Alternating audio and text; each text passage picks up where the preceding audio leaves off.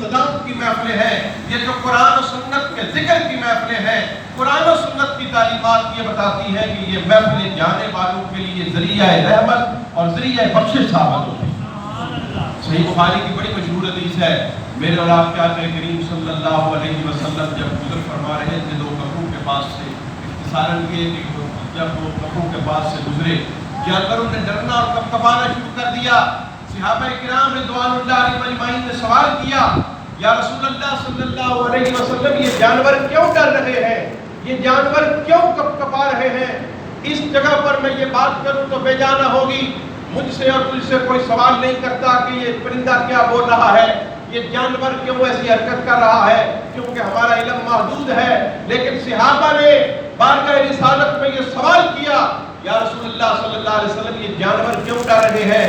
کیونکہ صحابہ کا یہ عقیدہ تھا، صحابہ کا یہ نظریہ تھا، صحابہ کا یہ ایمان تھا کہ حضور صرف انسانوں کے لیے نہیں، رب الجلال نے آپ کو ساری کائنات کے لیے رسول بنا کر بھیجا۔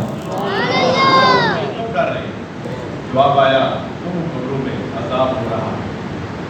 آج ہم قبر کی رات کو بھول چکے ہیں، قبر کی تیاری ہم نہیں کرتے، حالانکہ قبر میں یا کہ جو ہم نے زندگی گزاری ہونی ہے اس کے مطابق ہمارے ساتھ جو ہے وہ معاملات ہونے ہیں۔ تو نبی پاک صلی اللہ علیہ وسلم نے فرمایا کہ دونوں قبروں میں عذاب ہو رہا ہے، کوئی اس لیے کہ یہ پیشاب کی چیزوں سے نہیں بچتا تھا، ظاہری طہارت کا اہتمام نہیں کرتا تھا، ایک جو ہے وہ چغل خوری کرتا تھا، غیبت کرتا تھا، لوگوں میں فتنہ فساد برپا کرتا تھا، اس لیے اس کو عذاب ہو رہا ہے۔ اور بعد ازاں نبی پاک صلی اللہ علیہ وسلم نے کہنی لی، دو ٹکڑے فرمائے، دونوں قبروں پر ایک ٹکڑا لگا دیا، اور صحابہ کرام رضوان اللہ علیہ اجمعین کو بیان فرمایا، بتایا کہ یہ ٹہنیاں جب تک ذکر کرتی رہیں گی، صحیح بخاری کی یہ روایت ہے، فرمایا یہ ٹہنیاں جب تک سرسبز و شاداب رہیں گی، اللہ کا ذکر کرتی رہیں گی، ان کے ذکر کی وجہ سے اللہ قبر والوں پر رحمتیں فرماتا رہے۔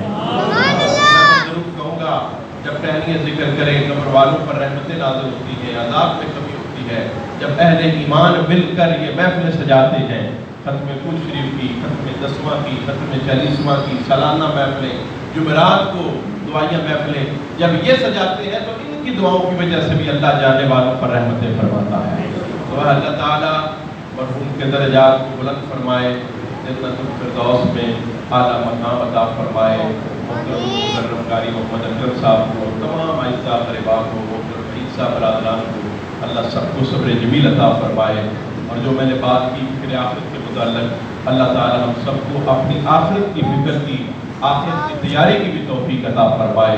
عمل سے زندگی بنتی ہے، جنت بھی جہنم بھی، یہ خاکی اپنی فطرت میں، نہ نوری ہے نہ ناری۔